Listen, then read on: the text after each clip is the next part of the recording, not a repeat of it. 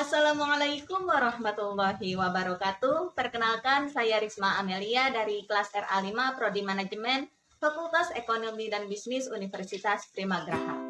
Baik teman-teman, jadi di video kali ini saya akan menjelaskan tentang fungsi linier pada pajak. Pengertian pajak.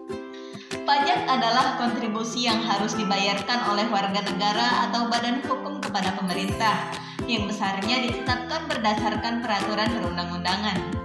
Pajak memiliki tujuan untuk mendanai kebutuhan negara dalam menyelenggarakan pelayanan publik serta membiayai pembangunan dan kebijakan lainnya.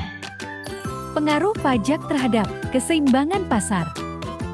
Pengenaan pajak atas suatu barang yang diproduksi atau dijual akan mempengaruhi keseimbangan pasar barang tersebut.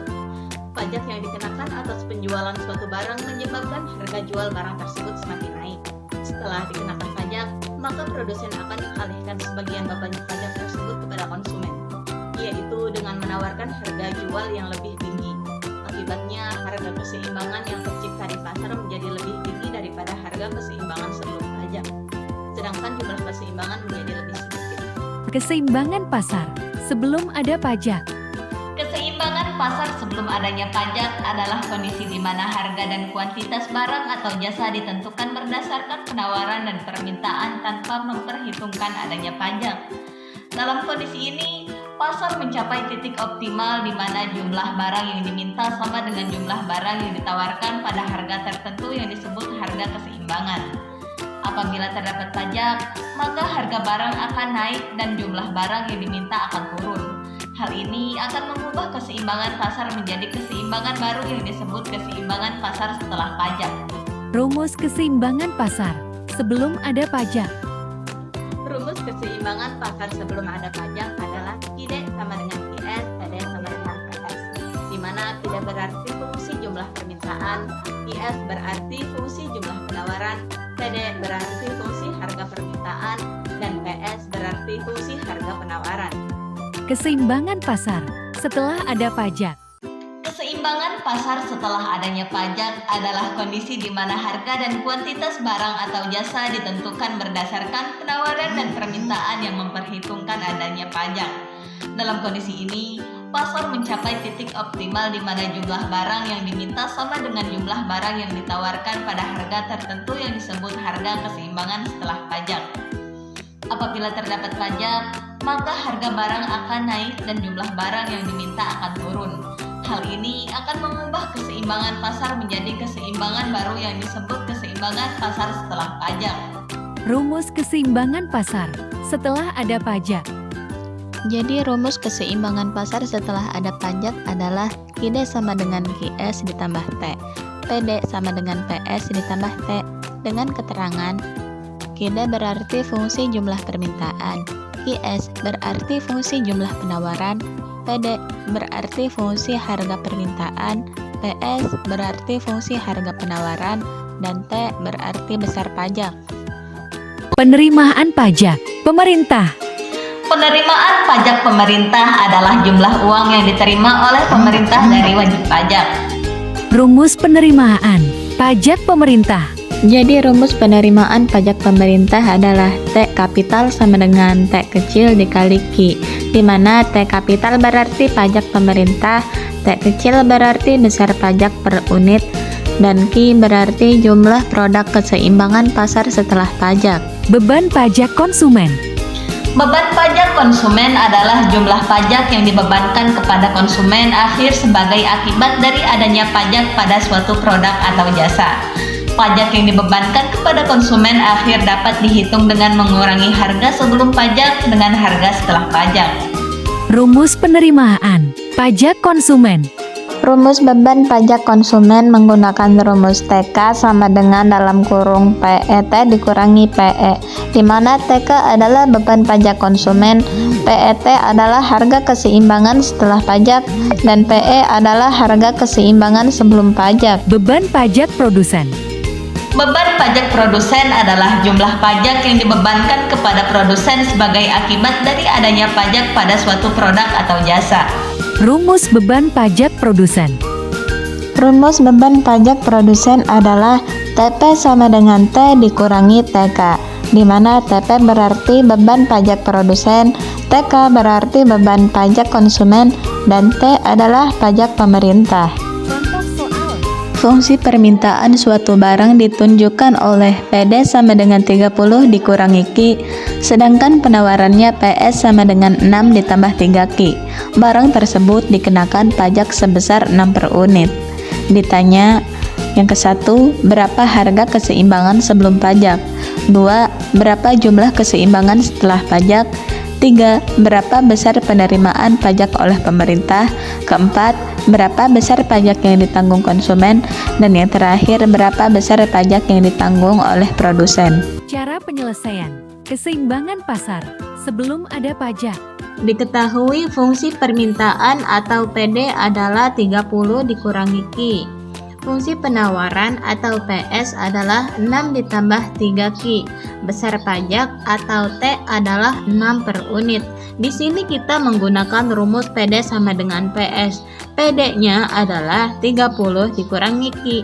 PS-nya adalah 6 ditambah 3Q. 30 dikurangi 6. Angka 6 ini didapat dari sini. Jadi, angka 6 ini turun dan pindah ruas ke sisi sebelah kiri. Q ditambah 3Q. Q ini didapat dari sini. Jadi, Q ini turun dan pindah ruas ke sisi sebelah kanan. 30 dikurangi 6 sama dengan 24. Q ditambah 3Q sama dengan 4. Jadi, Q ini adalah 1. Jadi, 1Q ditambah 3Q sama dengan 4Q. 24 dibagi 4 sama dengan 6.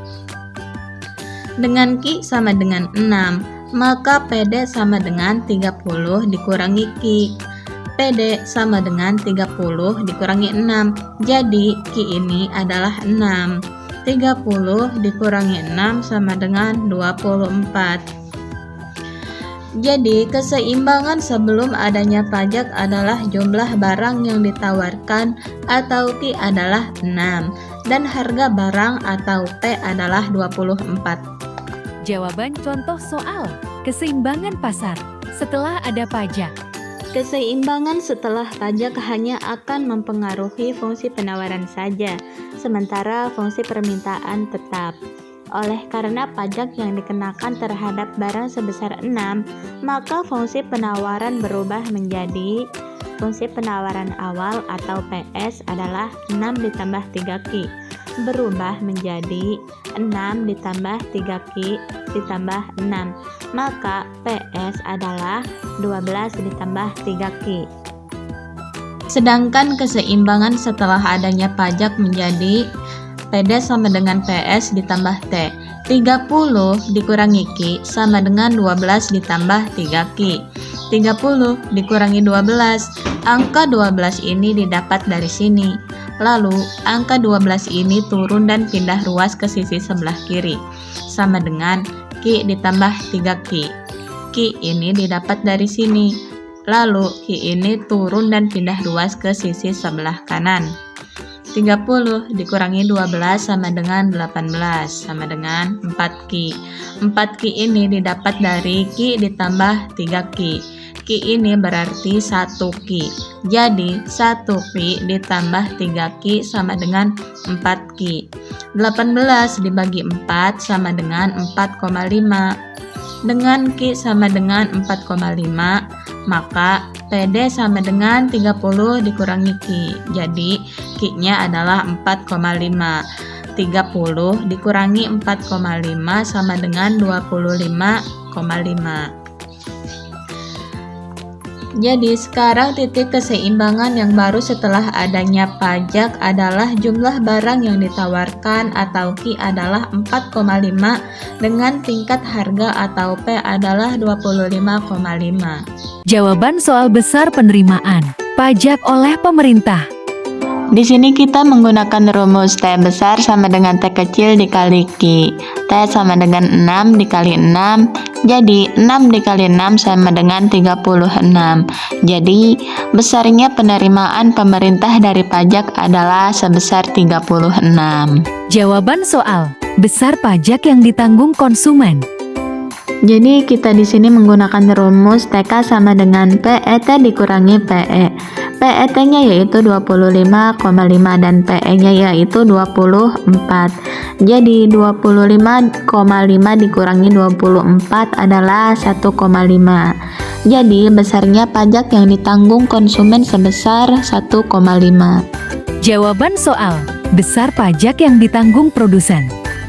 Jadi di sini kita menggunakan rumus besar pajak dikurangi pajak yang ditanggung konsumen. Besarnya pajak yaitu 6 dan pajak yang ditanggung konsumen yaitu 1,5. Jadi 6 dikurangi 1,5 adalah 4,5. Jadi besarnya pajak yang ditanggung produsen sebesar 4,5. Demikianlah penjelasan dari saya mengenai fungsi linear pada pajak. Semoga bermanfaat bagi teman-teman dan apabila ada kesalahan mohon dimaafkan. Terima kasih telah menonton video ini sampai selesai. Akhirul kalam, wassalamualaikum warahmatullahi wabarakatuh.